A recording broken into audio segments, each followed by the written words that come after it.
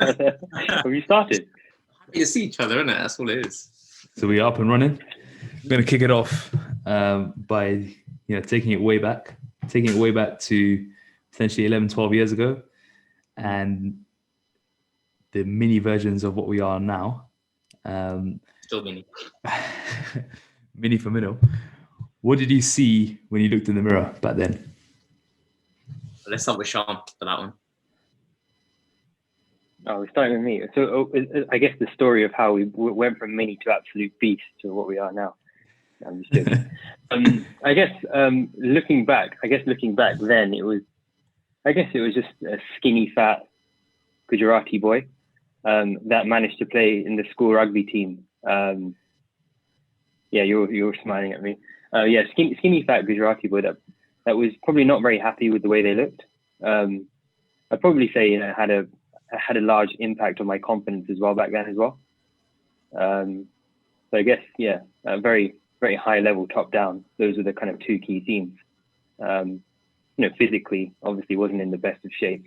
But then also, I just felt it probably prevented me from doing many things I probably wanted to do back then too. You got an example? I don't know.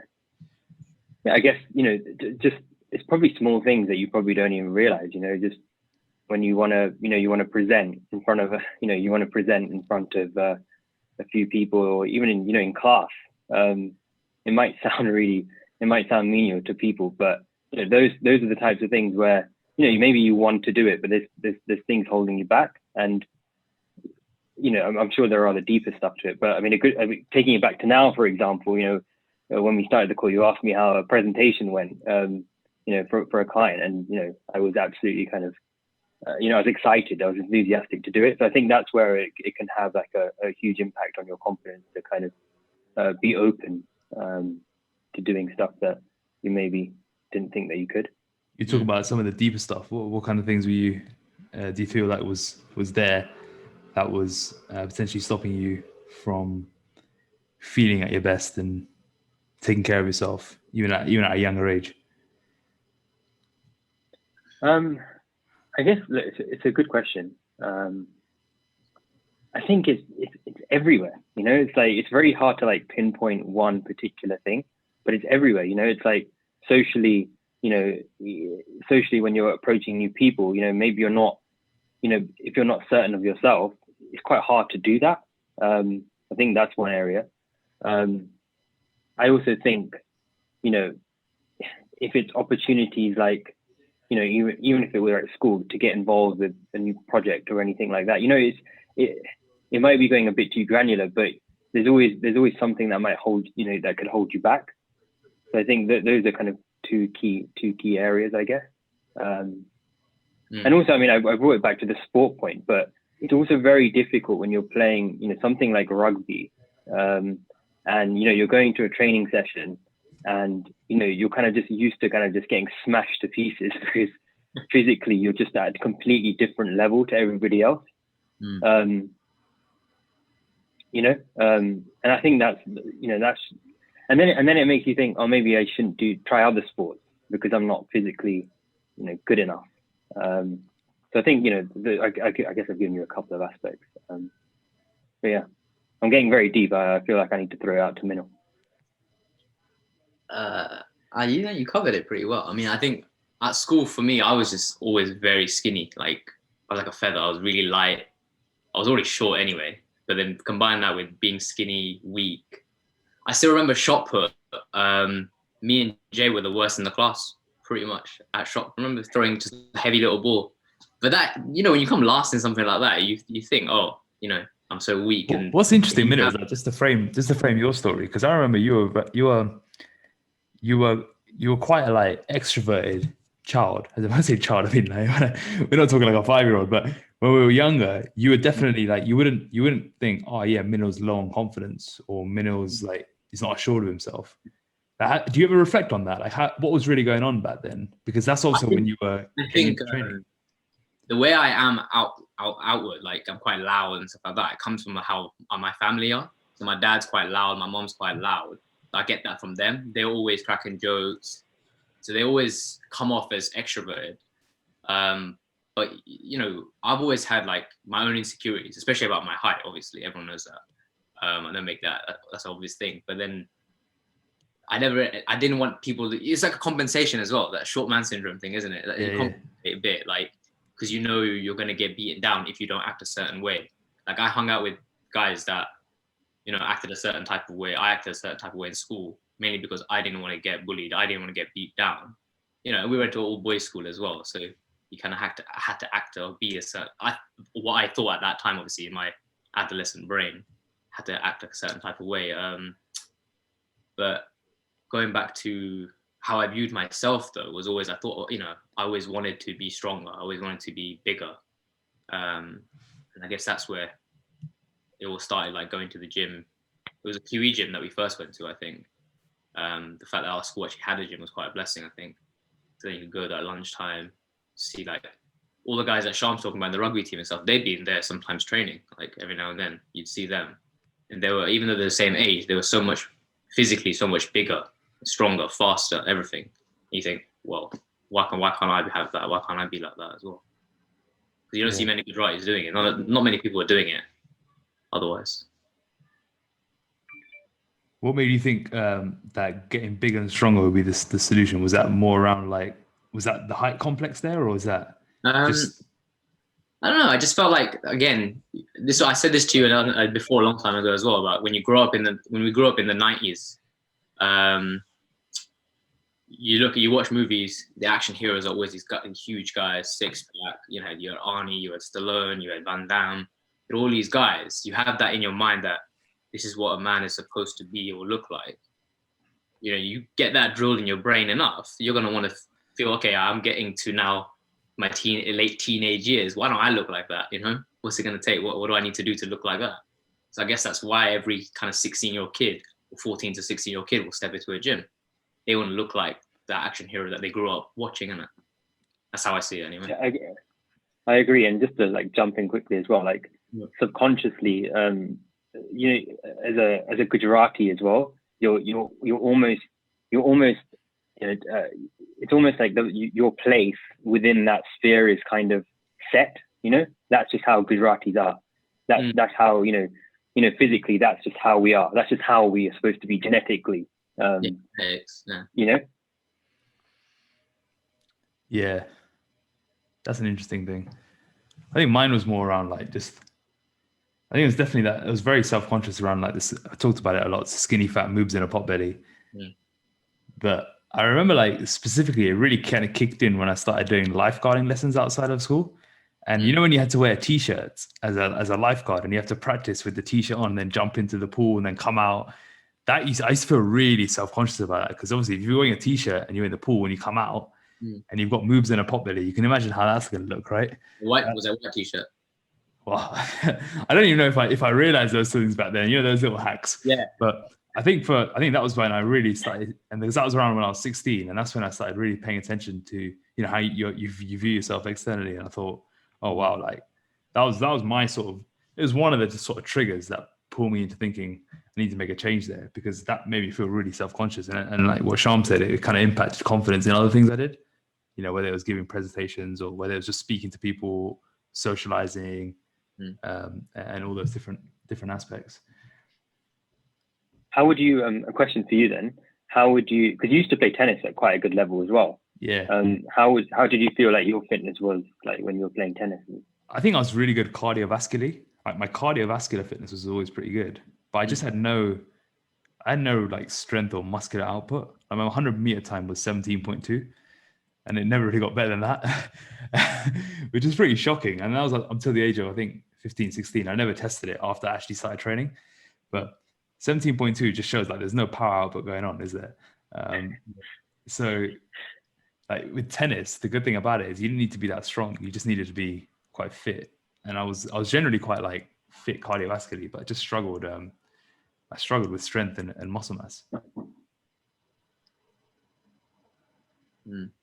Yeah, it's quite interesting, because like even in sports like cricket, you play cricket, and it's like, I mean, I think there's been a cultural shift now when you do see teams that are a bit more kind of fit and they take that a bit more seriously. But back then, it was like you could play sports like that and you didn't have to be in the best of shape, right? to be good. I mean, if you're playing cricket, you could just be standing on the field all day long, right? Or you could just be doing a couple of runs when you're bowling, but there's not that power and strength. I mean, obviously at the higher levels, of course, but when you're that age, you can get away with it. Levels, Shyam, do you remember we had in the 90s, they had like Sehwag, they had Ramesh Power. They weren't exactly athletes if you look at them, but it's different now, yeah. Yeah, different, completely different now. If you look at India playing now, Virat Kohli and stuff, they're all athletes basically.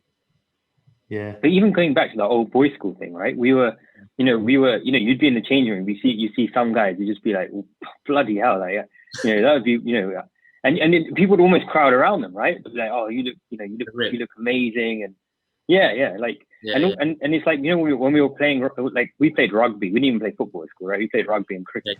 We were playing rugby. You're standing behind like one of those tackle bags, and like people are pushing you back like a couple of meters, and you try and do that, and you end up on your backside, Many times. I got picked up, thrown around in rugby, man. It was. Well, you're pretty good though. I was bottom of the rung on that. No strength and power really. Shyam, you were in the B team, A team. You were in the team though, and I was like in the. Can we change the story here? I was in the top team, right? First left. I was in the team.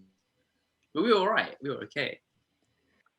It's like moving forward now. If we just like skip into like how we started training back in the day, what would you kind of look back? If you look back at your philosophy in training, what would the first 3 to 5 years look like?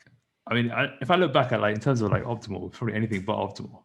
But if you just describe like some of the training back then, and what we look back as what were some of the good points. So what do we look back and think, I'm really glad we did that because that's really helped set the foundation. I mean, I would say the good point is when we started, I think around the time we started training together, for me, that was a good point. But the mistakes I made before that was like doing all the fluff exercises. So in QE gym, we didn't have a squat rack. We didn't really do much compound lifting. It was just machines. And that's how I started out. I started out with machines. I started out with the dumbbells. And it was always about doing the most reps. Like I remember I was literally the chasing the pump thing. That was me every time I went into that QE gym. I'd put it on a lightweight and just do I remember 50 reps to 60 reps sometimes per set.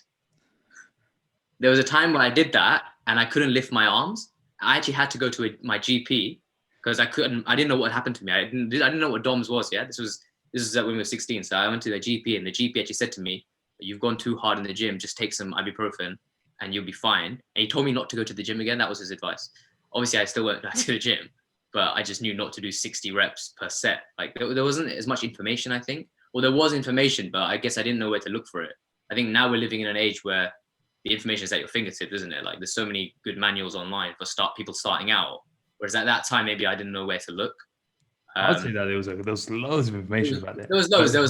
Yeah. It was more book based. I think it was if you got the right books, but I don't know. I think now it's much easier in terms of But back then, and now it's on everywhere you look. You open your phone, you've got Instagram, you've got YouTube, everything's there. Back then, you'd have to. We were 15, 14. You'd have to at least look for the books. So like, books have been around since the 80s, obviously. Well, there was no YouTube and Instagram back then, so it was all a Men's Health, T Nation. Yeah. And that's about it, really, wasn't it? Men's Health and T Nation. Yeah. What would you say were some of the positive things that you did there? Because for me, like the first thing I can think of is I focused a lot on pull-ups and dips. I remember I just thought to myself, I get really good at pull-ups and I get really good at dips. That'll go a long way, and I'm really glad I did that. Like I remember me and Bilal, the goal was like, let's get to 10 wide arm pull-ups and get to 30 dips, and that was all we were doing. And I think that went a long way setting the foundation early on. You're still asking me what I did. Yeah. Then I'd have to say when I started compound lifting, when I started training with, I guess it was first year of uni training with Abhinav, but then also training with you as well. That's when I got introduced to compound lifts, so like squats, bench, deadlift, military press.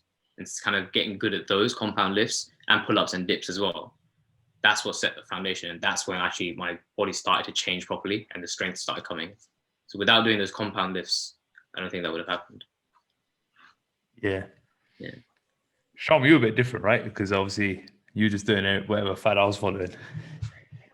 Well, got to give you credit, don't I? Let's start. I would say, I'd say my early training philosophy was very much shaped by you, actually, definitely. And I know a lot to you because I basically did the smart thing and made sure that all the mistakes that you made, I didn't make.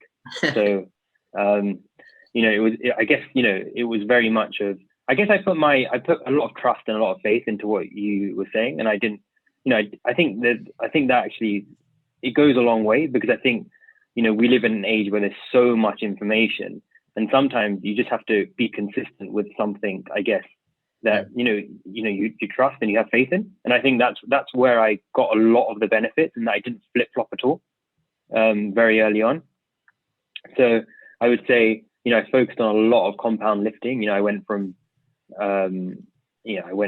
doing basically 50 kilos of a squat, very quickly moved to 100 kilos in a couple of years.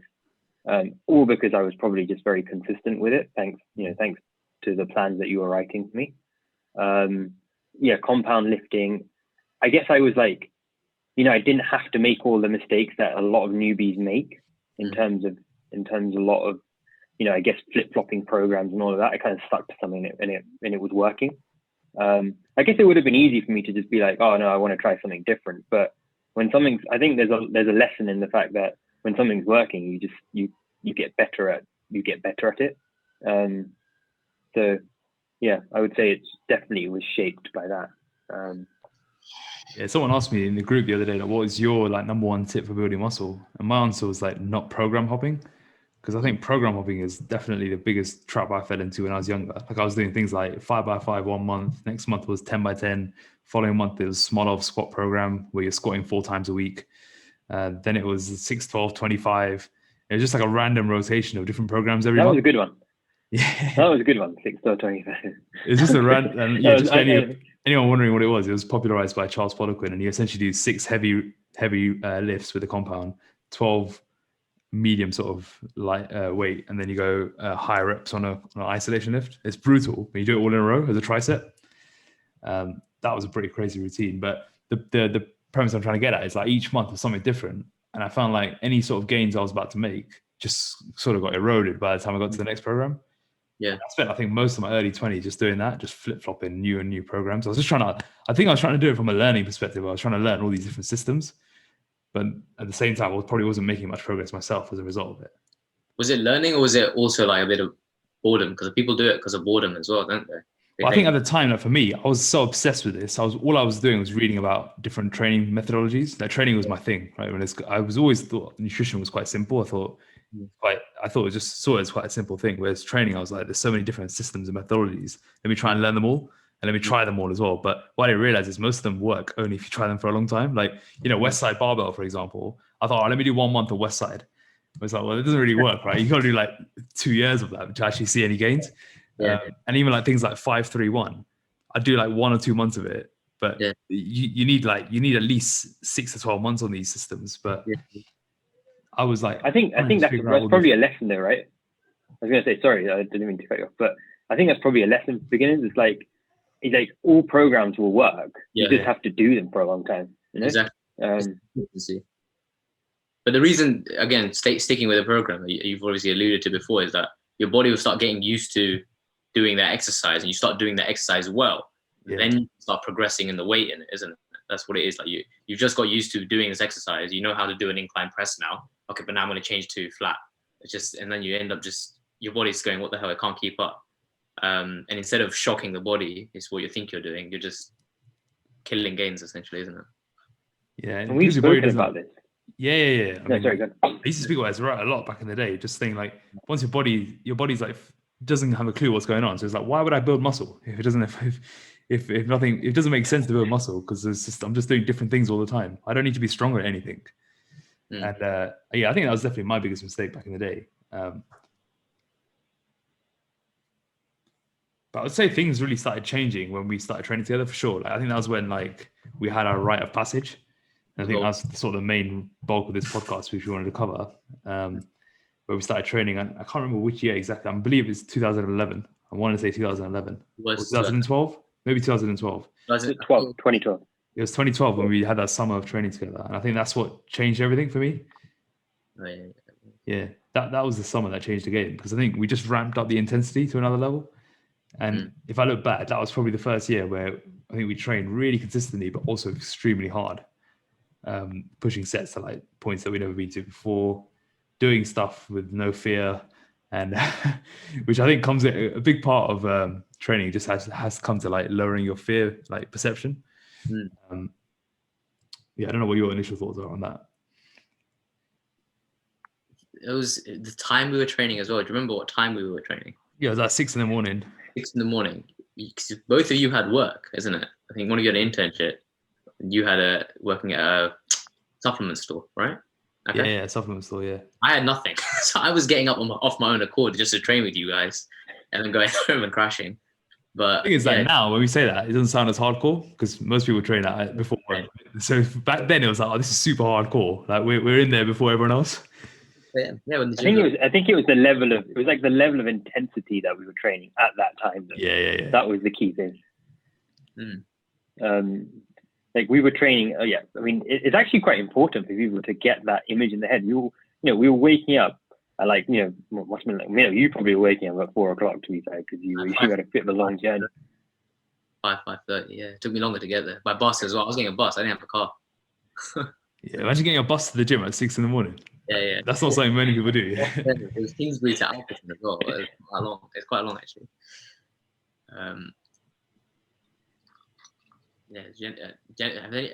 If people don't know, they should check out Genesis Gym though, just to see what kind of gym it was.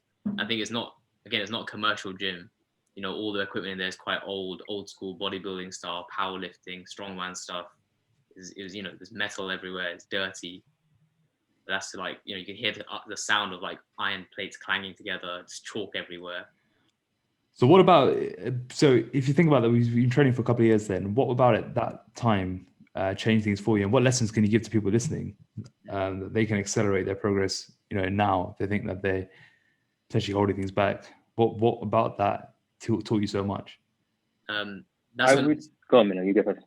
I was going to say that's the first time I started logging the actual workouts. So we were all doing Westside, I think, at that time, if I'm not mistaken. And I started actually logging the lifts so that each week or each time, each cycle, I could see that I was progressing and making sure that I was either, going up in weight or going up in reps, basically trying to beat myself every time. And if I wasn't, then I would address something or an issue that, if you're just going into the gym and you're not logging what you're doing, you're kind of just spinning your wheels. You're kind of just playing guessing games as you're going along. And you might not make as good progress as you would if you were actually in going with the intent to make progress. And the only way you can do that is if you can track what you did last time. And then over time, you can see if there's been progress or not. That's another way you can work out if the program is working for you, because you might not necessarily look that different. If you're getting stronger, you're adding muscle. So I guess that was one big game changer for me, actually logging the workouts. Yeah, I'd echo that. I think that's definitely true. But I think the key thing for me during that period, when reflecting on it, was training with people that are stronger than you. Quite honestly, I would say, both of you train very like intensely, and I think if you do have a training partner, I think, and you're a beginner, if you have the opportunity to train with people that are stronger than you, you're just naturally going to gravitate. Because it's just, it's a bit of pride, it's a bit of ego. You don't want to be the weakest guy there. And even if you are the weakest guy there, this is really important. Even if you are the weakest guy there, you can still have the intensity. It doesn't matter if the guy next to you is training with 30 kilos and you're training with 15. You can still train just as intensely, I think, with that 15. And I think ultimately, it lifts you. Just being around, it was also, being in that environment, as you said, Minil, right? Like when you walked in there, you couldn't kind of walk in there half-assed, right? Like you saw the types of people that were training there and how they were training as well. They were, if you had an excuse, you wouldn't even bother opening your mouth because it just wasn't part of that culture there. I stopped wearing vests and t-shirts when I came to that gym. That's where the hoodie started. We train with our hoodies now, hoods up sometimes. That's where it started. I didn't want anyone to know how small I was because you could not wear a vest in that gym unless you had the muscle to show. And I think only the biggest guys really got away with wearing vests and hoodies. And that's what's really interesting. Like before that, because that was before that time is when I used to have like a collection of vests. I used to have the red vest, the orange vest, the yellow vest, the blue vest.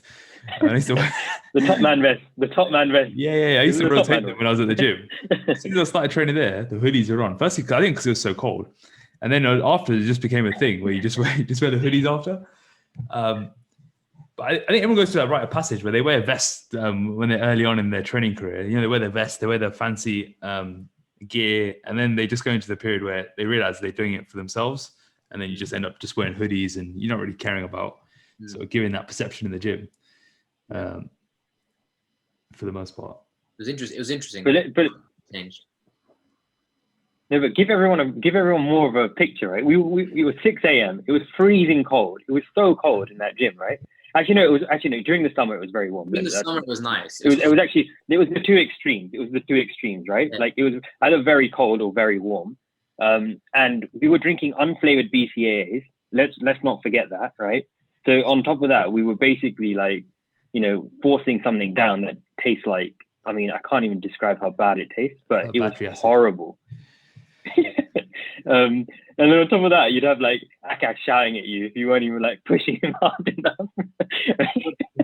Shouting, if you were yourself hard enough, you're shouting at you.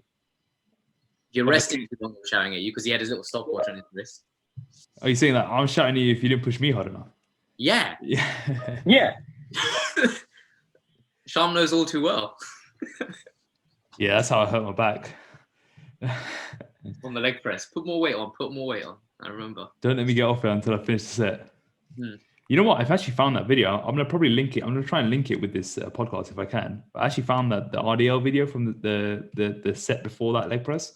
And if I watch back, I was looking back at my form. I was thinking, I'm not lifting too dissimilar weight to I was back then, actually. Like, I'm not lifting much heavier now. But the form execution is a whole different ballgame. Like back then, there was no eccentric. It was literally just drop and lift. There was no sort of resemblance of any back neutral curvature. It was just carnage. Like I look at it and thinking, no wonder I hurt myself like on a regular basis because there's just no regard for form. There's no regard for like joint health. No regard for like controlling the weight. It was just lifting up and down, with quite a decent amount of weight as well. Yeah, it's quite a lot. And supersetting as well. Would you do that now? Superset RDLs with leg press? Heavy? No, I wouldn't do it heavy. No, I wouldn't do that heavy. I don't think if you're doing those properly, if you're doing those two lifts properly, there's no way you can superset them. Yeah, we were though. We were doing it with intensity, and we were supersetting them somehow. We supersetted 10 by 10 on front squats with 10 by 10 on back squats. Yeah. John, were you there for that one? We did this. Yep. And I left him down. I think, were you doing front squats or back squats? Yeah. I couldn't do back squats. I was doing safety bar squats. I was doing front squats with safety bar squats. And I got to like set 6, set 7. I think I just hit failure, but you were lying outside. Yeah. Just left me at the bottom of the squat. All I could hear was him screaming. I ran back in. He's just there on the floor, like on the bottom part of the squat with the weight on his back. He came back up. It's so true on the form stuff though. Like, like you're talking about RDLs, but we were doing deadlifts back then as well. And you look at some of those videos, and I'm sure when you link it, you've probably got some videos of the deadlifts as well, right? And you've got the RDL example, Akash, but like it was like rounded backs, and I'm very surprised that we didn't pick up a bigger injury back then as well. Because it wasn't, and to put into context, we were lifting between 170 and 190 kilos, right? Yeah. In 2012. So, it wasn't terrible form with 20 kilos. Yeah. At what stage do you think you started developing the right body awareness to know if you're doing things right or not? Because I think that's a very difficult skill to cultivate, but a very important one. Whereby like when we're lifting now, we know what's going on in our body. At what point did you realize that you could sort of gauge that? Good question. It's a really good question, and I'm thinking back to it now. But I think when you first start out, you're so new to it that you're just thinking about moving it from A to B. Like that's how I felt anyway. Like I wasn't the kind of, when people talk about this mind muscle connection, I don't think, like I'm sure some people can get it immediately, but I certainly didn't. And it took a while. And I just remember even like these small anecdotes, right? It was like, oh, you're not getting the mind muscle connection if you can't flex your chest. Like people would say things like that. People would say things like that. And I think it's almost like, I think that's true. I can't remember, it was one of you two that said to me, it's like, oh, you can't feel your quads if you're not sitting in a chair, and you can't like tense your quads and feel it. I can't remember what like that kind of thing. And I think once it's weird. It's almost like you have to come away from the gym a little bit and like feel stuff to then go back to it and start to feel it a bit. Maybe, don't know. No, that's really good. Like you should be able to flex it, move, for guys, move your pecs up and down. Yeah. Flex, if someone's sitting on your lap, be able to push them up and down with your quads. I mean, depending obviously how much muscle you have there, but be able to do it for yourself. Move, flex and move all your body parts. Like right now, for example, like I'm flexing my calves, then going to the hamstrings and the glutes and lats, and like you should be able to do these things in order to actually translate it to with weight. But it takes a while to develop that, especially when you're translating into the gym. I'd say a few years at least, like probably when I was finishing uni. So that's probably 2015, 2016. That's when I properly realized, like this after I've gotten injured once as well. And that's when I started now slowing down the way I lift rather than going from just going from A to B. When we were powerlifting, it was about moving the most weight you could from A to B. And I wasn't really focusing on that mind muscle connection, all that stuff. But once I kind of picked up an injury from powerlifting, again, that was with incorrect form. So that's on me as well. But after that, I became way more aware of like, Akash is laughing because I say it's on me, but it's partly on him. He blames it on me all the time. Let's not go into that. The programming was great. It's designed to get my deadlift from 190 to 200. Let's just say I never got to 200. But you were doing that club. You'll be able to join that club one day. No, I only ever one go at that club. I got to 200, never got any higher. Got hurt a couple of weeks later. Yeah. So I think, but after that, you kind of become more aware of what you're doing in the gym. Definitely squeezing, feeling the muscle. Obviously, there's a point where you don't want to be lifting too slow, but you want to be like kind of aware of how you're lifting it. Well, I just want to add a caveat because I think people might listen to that, especially early on in their training career. They might think, all right, I need to go squeeze everything and go really slow. But the thing is, I think for early on, your goal should be to move the weight, and externally it should look fine. So like externally, like looking from the outside in, it should look fine because you might not necessarily get massive pumps because you just haven't trained that connection yet. But over time, that will develop. So you have external and internal going on at the same time. But that sort of combination and that marriage of the two takes a long time. So initially, and we're talking about this. Sorry, no, Karen, keep me interrupting. No, go ahead. I'm saying initially the external, because otherwise you can end up sort of paralyzing yourself into like, why can't I feel this? Why can't I feel that? Yeah. But I think it takes time to develop that. It takes time. We're saying it with the benefit of hindsight, right? We're saying it with the benefit of hindsight. When we were back then, we weren't like, oh, are you guys feeling the top right of your chest? Do you feel, we were just like, let's just focus on, moving it with good form. We weren't like overthinking it too much either. Yeah. I think. Yeah. But even now it's a work in progress. Like you're still trying to always maximize how much you can feel a muscle when you're moving it with weight.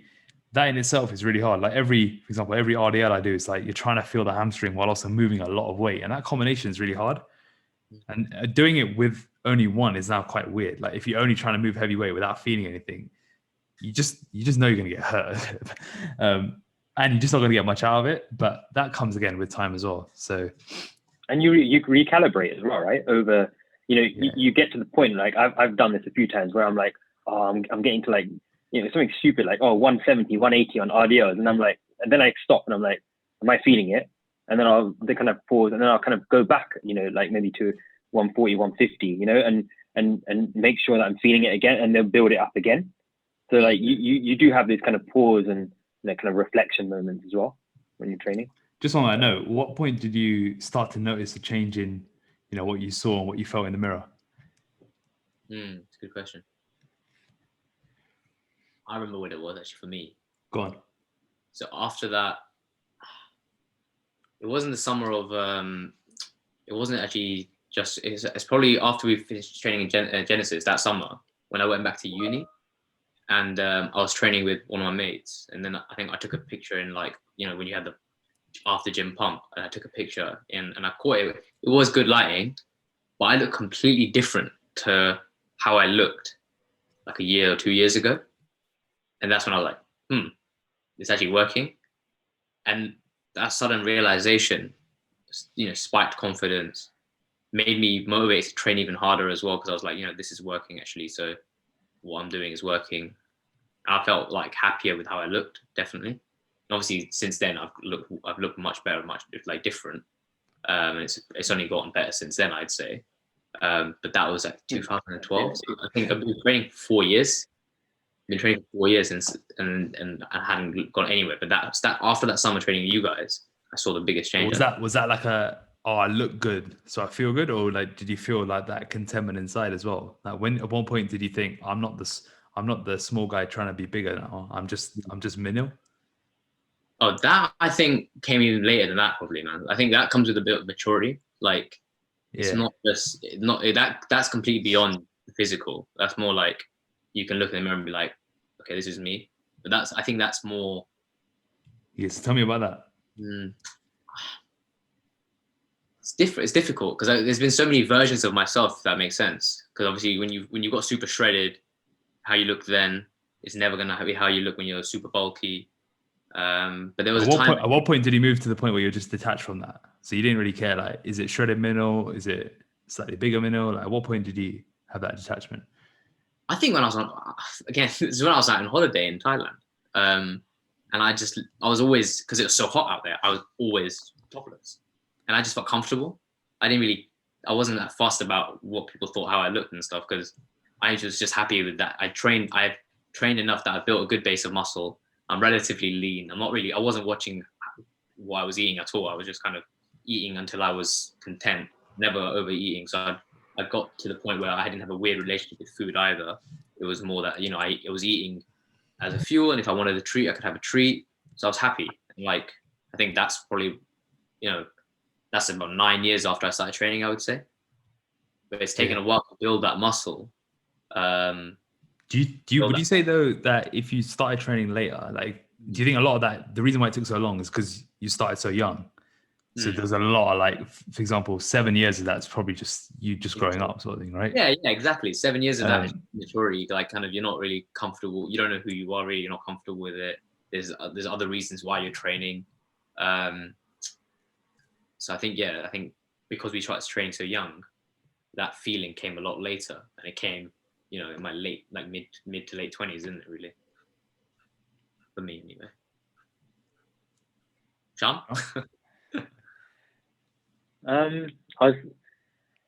Look, guys, it's a good question. It's quite a difficult one to answer. I'd say, like, there's a couple of moments that come back to me. I mean, do you remember when in 2011 when actually it was actually really good. So in 2010 we all went to Zante together. Do you remember that? Yeah. I think that was before I started going to the gym, and I was like, hiding everything. I didn't know all the hacks as Akash was mentioning, but maybe I should have gone on YouTube before we went on that holiday. Too many white t-shirts. I would say 2011 we went to Algarve. Do you remember that? And we took about 500 photos on that holiday together. Like, just for everyone's like background, I guess.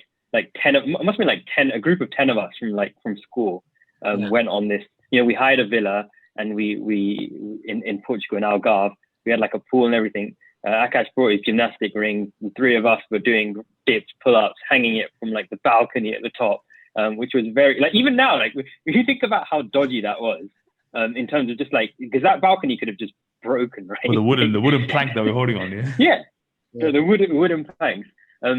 And we took so many photos, and I think, like, there was a moment where, I think, you start to receive, externally, right? People say, oh, you go to the gym and, oh, you look great and stuff like that. But internally, I would say that identity shift hadn't happened. Like, I still saw myself as the same person. And to an extent, I probably still do now, to be honest. Like, I wouldn't say I'm fully there yet. Like, for example, we did a shoot, I did a shoot a couple of months ago now. but I mean, Akash, you were there. And, I said, I made a comment about bodybuilding, and you were like, oh, you could probably step on stage. And I was like, in my head, I was like, oh, is he just saying that? I still don't believe that, It's when something's like hardwired, it's like I can still remember, what I was like at school very, very vividly. So I don't know. I guess it's a work in progress, Well, it's a work in progress. that's you're discussing around the physique. What about like some of the stuff you were feeling back then as well? Like you said, like just before now, you had a massive pitch to do at work. These sorts of things. At what point did that element shift where you're like, okay, I can actually stand in a room and talk to people. I can be confident in giving a pitch to finance organizations or whatever it may be. Like at what point did that shift happen? Because that's a bigger thing to do. Yeah, and I'd say it is all about that at the end of the day. I think what I said earlier was all about the physical part, but I think the part you're talking about is I would say it came pretty early on, to be like, for me anyway. Like, and maybe that, as you said before, coincides with growing up too. Like, that's not, it might not be attributable just to that one transformation. There's other aspects to it too. But I would say very early on, you just become, it's about self-assurance, a bit more belief in yourself. I think when you go through something like that, I think what people forget is, all the, like, what you guys at RNT do is amazing. And you have like, you have so many people that go through it. People forget that it's still not easy. Like, I think, even during shoots and stuff, people almost feel like, oh, they're just another transformation. But everyone goes through their own journey, and it's not as easy as it looks. When you see the before and after. So I think once you go through that, immediately you have a bit more belief about yourself. Because if you can go through that, the way I saw it was, throw anything at me, there's always going to be a way. I'm going to find a way. I think that is the single biggest thing I've taken away from that process at the very beginning and applied to every aspect of my life, Physical is the vehicle, eh? Yeah, it's an interesting question around like when do you start seeing yourself differently? Because I was just trying to think of myself, like because the physical thing is interesting. Like you always still, I think if you come from a skinny place, it's interesting because like we all came from like the skinny fat place. A lot of people come from the other side as well. But the skinny fat place, I feel like you got the worst of both worlds, right? You're like you're chubby when you're zoomed in, you're chubby, and you're skinny as well. So you haven't even got like the size and the weight around you. There's just I think because when I put on too much body fat, my body resembles a bigger version of the old self. Like when I was 90 kilos, if you look at me like just no pump, just sitting there normally, I could actually have the moves in a pot belly again. And it's like that sort of thing. I wouldn't say like I see that in myself anymore. Like I don't really worry about that. But I think that took a long time to go. And I'd say that was probably that took the long. So I'd say that only in the last maybe year or two, I've really like got rid of that whole skinny fat identity from a physical perspective. I think the mental thing did kick in earlier as well for me, where you just feel like assured in however you look and however you are. It's really hard to like put a finger on, right? Because we did it quite early. Because we did it quite early. You look back on like the last like 10 years, for example. You set up a business, you become a doctor, that kind of thing. Like maybe that was part of it, right? Maybe that did give you the belief to like pursue things that you might not have done, maybe at an early age, anyway. Yeah, I still think like if I hadn't trained, I wouldn't be doing what I'm doing now, and not just in the industry, but just in the way I approach things or in the way I conduct myself and do things. Like, I don't think it would have happened without training. Like, I attribute pretty much everything to it, and I think it calls that foundation. It'd be really interesting if we never did anything and we only started like last year. Obviously, like the approach would be different, but it would be interesting to know, like, would it be in an accelerated version? I feel like it would be accelerated because you're just older, but like just how that would be mentally. I do wonder sometimes, like, what would life have been like if we didn't train? I think training impacted my view on nutrition so much as well. Like, I didn't care about nutrition before at all. Like, I ate so much junk food growing up. Yeah. And people our age still do, you know, that's still a thing. It's so normal. And people think like of me and they think, oh, you don't, you know, you hardly eat junk food. You're so healthy, blah, blah. I mean, obviously I still have like burgers every now and then, treats every now and then.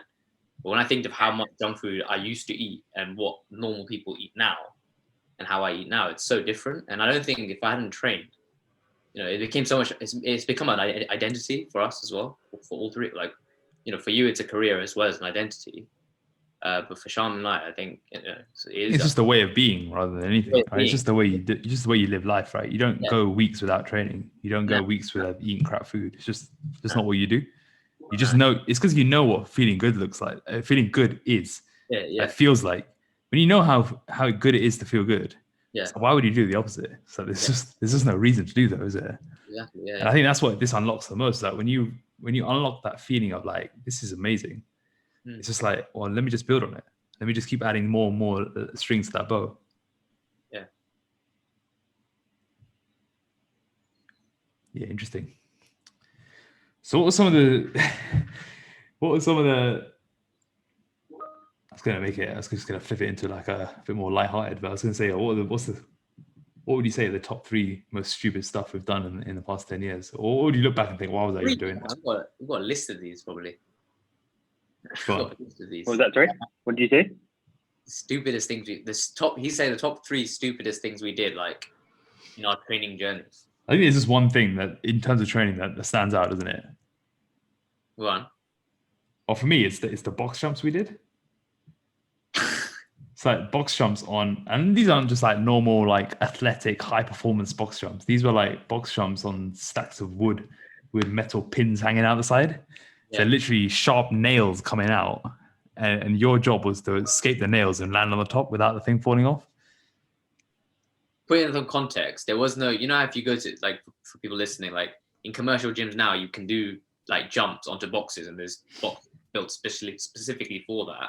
And they're at different heights and you can like kind of turn them so they're different heights. And then you can stack other soft boxes, plyo boxes on them to then do box jumps. We didn't have that at our gym. We had these what looked like wooden crates and wooden cubes, which were really worn out. They were quite sturdy, but a couple of them had nails sticking out and all sorts. And then obviously we'd have to put one on top of the other. And then when we run out of those, we'd have to put like weight plates on.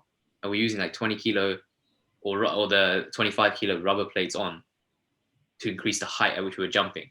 And then we were jumping from not a run up or a one hop jump. It was a standing still, jump as high as you can. The aim is to land on top. We've got videos of that as well. I think if you want to link that. Yeah, we've got. I'll send you the videos. Oh, okay, yeah, cool. Maybe we should load it up on YouTube. YouTube channel. I think we did put it on YouTube. Oh, did we? It is on YouTube. Yeah, like ages ago. We should have done a vlog back then. Imagine we did a vlog. The things we did, that was up there definitely, because I definitely scraped my shin on a few occasions. And it's scary. I'm jumping at something that's like up to my nipple, like in height. Yeah, you were pretty good. For my height, yeah, I was okay. But my God, and the form wasn't great either. I think I was like squatting all the way down and then trying to spring up like a frog, which you're not supposed to do. That's up there. I think the protein thing is always interesting. Not just the protein we ingested, but just how much protein we're eating. Yeah. Like 300 grams plus a day. Meat, over a kilo of meat a day, which I know, Minil, you still pray for your sins every day. Hey, probably I think that's probably the stupidest thing I ever did. The amount of meat I consume. Yeah. When I think about what, it's because you read one article and then you go to where this article came from, and then you think, oh, you know, this is the science. I'm gonna follow this caveman diet, paleo diet, keto diet, all these things. Vegan propaganda coming. I'm gonna mute myself for the next 5 minutes. I'll let Minil do his if anyone's watching us on YouTube, you'll see Minil's wearing a plant powered t-shirt. You just couldn't resist it. You couldn't wear a normal t-shirt today. You had to wear one plant powered. It's got a stump on it. Look, you know, it's on theme. But yeah, man, the amount of wild meats as well, just that we consumed in the hope that for some reason this meat was gonna help us build more mass. Like that's how in my head that's how I translated. That if I eat more meat, I'll put on more meat. I'll get muscle. That's literally how it was. It was stupid. It was stupid. That's not how it works. But yeah, that's up there. You're looking back. I would say. Go on. Sorry, I was just going to say, like, I would say the amount of volume as well. Like, I think, you know, you touched on it with the 6, 12, 25, but we did German volume training too, which is the 10 by 10 stuff. And we were like, remember, we were going from like leg extensions to like back squats and things like that, right? Back and forth, with like no rest, like 90 seconds rest. It was almost like cardio, but like with like pretty like heavy weight too. And I think back then as well, when I look back on it, right, I was probably not eating that much, like in like the grand scheme of things. My calories were very low, so like the DOMs were just insane. Like, and it was just like, you know, we kind of like, you know, we still have our group on WhatsApp, which is called Natty Physiques for everybody that wants to know. That we you know, the thing is, we just knew that even if we complained about DOMs, one of us would just shut each other down.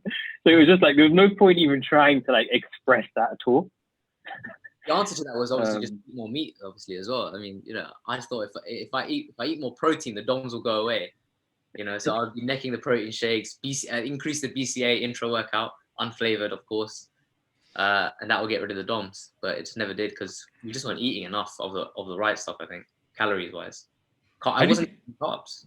How do you think your training goals and just generally physique goals are going to evolve in the next 10 years? Shyam, you want to go? For me, it's staying injury free. I think that's one thing. I think it's make steady progressions, so get steadily stronger in the indicator lifts, the lifts that I can lift safely, and get stronger in those lifts. Because if I get stronger, then I know I'm adding muscle. That's one. And then doing stuff that's safe for me, so I stay injury free as well. Not doing stuff that's going to put undue like stress on certain things. So not like doing heavy deadlifts. That doesn't work for me. Or doing heavy back squats doesn't work for me. So sticking to things like Bulgarians, sticking to RDLs, doing what works for me, and then just getting stronger like that without getting injured. Is there anything physically you feel like you still want to achieve, or do you feel like you've achieved everything you want to achieve physically? I don't know, man. People keep saying we should do bodybuilding one day, isn't it? I think you do pretty well. I don't know. Pretty well in the muscle model category. Still, like I'm not big enough.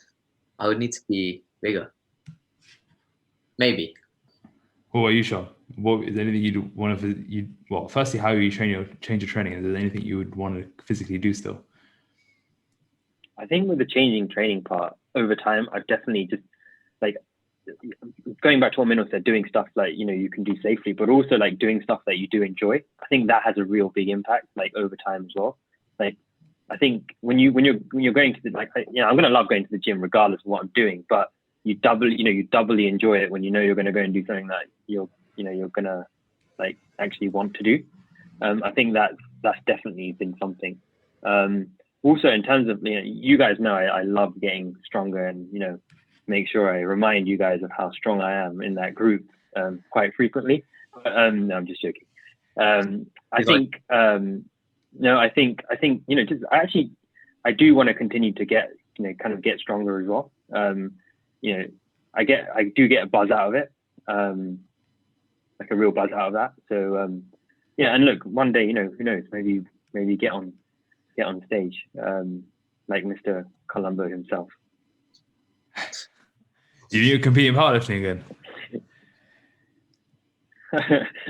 let me rephrase the question. Do you want me to do it? Because I'll do it if you want me to. Well, I still think you got one more week. Yeah. You can still do all three never, right? You can still do all three powerlifting lifts. I don't think me and Akash can do those lifts anymore. I can't do any of them. Yeah, not a good weight anymore. I can't do any of them. Yeah. Is there anything what about you then? I don't think there's anything left to physically accomplish. I think the only thing I've, I talk about like maybe getting on stage next year, but in terms of like physically what I want to accomplish, I feel like I've done everything I wanted to do, like in terms of like tangible physical goals, which is mainly like, you know, I've pushed myself to the extreme multiple times, got shredded glutes multiple times. It's like, I don't think I'm going to build that much more muscle, with where I'm at compared to like my genetic limit. So really it's just about, I'd say it's probably more around what Minil said, it's just staying injury free. I think the more I can stay injury free, the more fun it is. there's nothing worse than being injured. The amount of times I've been injured over the years that I really deliberate on how slow I make progressions. If I don't feel something's right on that day, I just deliberately scale it back. And I think I pay way more attention to that nowadays than ever before. And I think that'll just keep continuing over time. You normalized shredded glutes there, like maybe you want to explain what that actually means, Akash. Well, we speak about it quite a lot on the podcast, actually. Like, it's just basically having your body fat's so low, you got lines on your ass. That's it. Yeah. That's something you guys can still eventually do. I almost got there. You almost got there, Minil, to be fair to you. Almost. It was, and then it started hurting, man. Yeah, that's that final bit, isn't it? Yeah. Painful. Separates the wheat from the chaff. Yes. Any final closing comments? Anything you'd I think there's a lot of people that really get a lot of value from the early stages of the journey where they get into shape. They might stay in shape for a bit, but you take your foot off the gas in terms of like being deliberate. Often that can come down to like just having that enjoyment, not having that enjoyment, or whatever. They might not have found their love for it. But how would you advise anyone like to get from that point of this was exciting, I got in shape, I got the pictures, to this is now just a way of life? I think first of all, you need to definitely compartmentalize the kind of the photos and stuff and just put them away. Like you can't like, that's never gonna make it a long-term thing. Like you have to really appreciate what it does to you in other aspects of your life. Like I think if you reflect and realize how, maybe when you're going through your journey, realize all the good things that happen there. And, I guess when you see that, you don't want to let that go. Like, I don't like, maybe that's my personality, but like, I'm sure the three of us recognize that. And that's something we would never want to give up. But then also like, I just think there's just so many other benefits of it, right? In terms of the structure it gives you in your day to day. Minil mentioned like nutrition, and things like that. And that can never be, if you do it in the right way, it can never be a bad thing. So yeah, that would be my comment. What about you, Minil? I think for me as well, it's like a gateway to learning more about your own body. And I think a lot of people take their bodies and their health for granted. Obviously, coming from a medical perspective as well, I think a lot of people just kind of take their health for granted as well. And I think if you can see that, not just necessarily, for many of the listeners, it's going to be gym as well, but it's going to be the other activities they do. They have to see it as something that's adding value to their lives. And if it's not adding value, then you're not going to want to do it, right? For us, obviously, gym has added a big deal of value for so many ways. Also physically, mentally, giving us that structure, socially, confidence, all these other things. So I think it comes back to that whole why behind your why. Why do people actually get started on that journey anyway? They need to really ask themselves that. And then once they've unlocked that in themselves, they'll be able to kind of attach the whole thing that the transformation kind of brings with it. Is that why you do it now? Yeah, for me, it's part of my identity. I know that if I'm training, I know that I'm also gonna be eating right for the training as well, because it's go hand in hand for me. I know that I'm gonna be hitting my sleep as well, because sleep without sleeping properly, I can't train properly. And it gives structure to my week. I've got the days that I'll train. I've got days that I can take time off from training while I recover, and those days I can do like more admin-y stuff. Kind of gives that structure, and obviously like steps as well. Like I'm making sure I'm active throughout the day. All these things have just become ingrained part of what I do every day now, and that way that I stay healthy. I stay in decent nick. That when I get older, my body will thank me for it. Because if you kind of waste the younger years not doing anything, and this is a big message for people like that don't realize this. When you do get to a certain age and stuff starts giving out, you want gas in the tank. You want your body to be in its best shape it can be for those later years. Everyone wants to retire happy and stuff, but if you're not healthy when you're retiring, then you're not going to enjoy it. You're going to have so many health problems and stuff down the line. You don't want to get there. I think having something like the gym or any activity and stuff that all that brings with it will help you in the later on in life as well. How much of that is influenced by being a doctor? I think the doctor just gives me another perspective of it. You know, I think everyone should want to take charge of their own bodies, you know, and look after their bodies as much as possible. And I think that helps doctors, because then at least doctors then, well, you know, we get less patients, I guess. But, you know, the patients that we do get, if they're already quite healthy overall, then it becomes easier to fix that one problem they have. If you're trying to fix one problem for them, they've got a whole host of other problems as well, then it makes everything much more difficult, you know. And people don't realize it until stuff starts falling apart, eventually. But also, like, just going back to one of the most important things, or two important things. The first is like just the feeling it gives you, right? Like you know, if you're working in a stressful job, which I'm sure, you know, most people are, you know, the two of you definitely do. You know, you can have one of the most stressful days that you can ever have, and then you can go and train, and it just gives you a complete, like, you're just completely free again, and you just, you know, it gives you such a great satisfaction, you know, if you're having you know, a bad day, if you want to put it, you know, quote unquote. But also, secondly, I think something we didn't actually touch on, and I'm probably bringing it up at the wrong point, but you know, the fact that we had a little bit of a mini community from it, right? The three of us, like, you know, we can talk about all this stuff, and we're going to talk about it for the rest of our lives, right? That's what it gave us.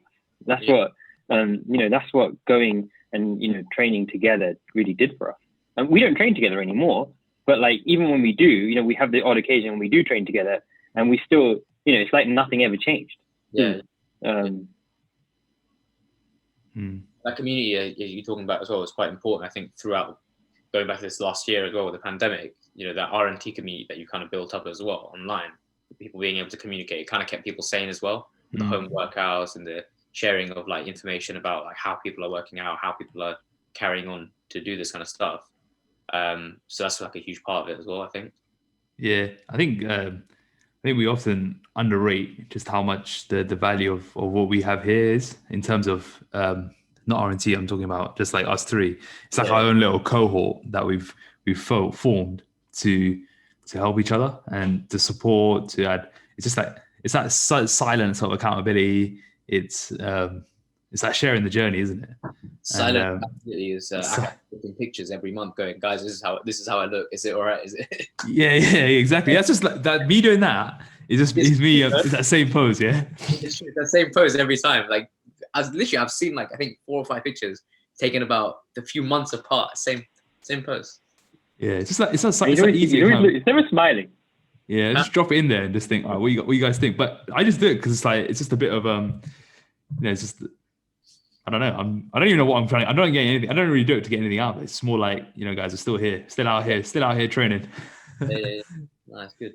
But yeah, the thing with on the stressful thing, I think it's massive. Like, I think Shyam, remember, like one of the most stressful days last year that I had, and then I was like, look, I know you guys. I need to be warming up for like an hour, but I'm gonna be there. Like we managed to 2 hours. Oh yeah, 2 hours. Shyam, we normally train like 5 p.m. on Friday, and I think this Friday I was like, I'm gonna be a bit late. And I came 2 hours late. And he was just sitting there warming up deadlifts for 2 hours. And I was like, I'm going to come. And I came, I just did like 2 sets and I left. Because I was like, I need to do that 2 sets just to get my head right. Is that getting him back for all the times that he was late? Yeah, exactly. So, yeah, I thought it was a really good point. Thanks for sharing. Any final words of wisdom?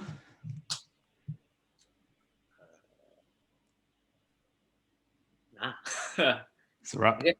Nah, I guess for anyone that's starting out, stick with it, be consistent, and it will come. Like we've obviously all been training for like over 10 years each, and the gains didn't come like right away, but once they did come, they steadily came, and I think we just stuck with it.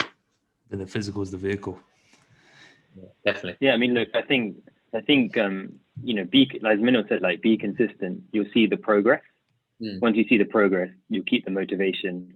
Then you'll see them. Then you'll be even more consistent, and then it'll just be ingrained as part of your identity, and it'll never leave you. Boom. Yeah.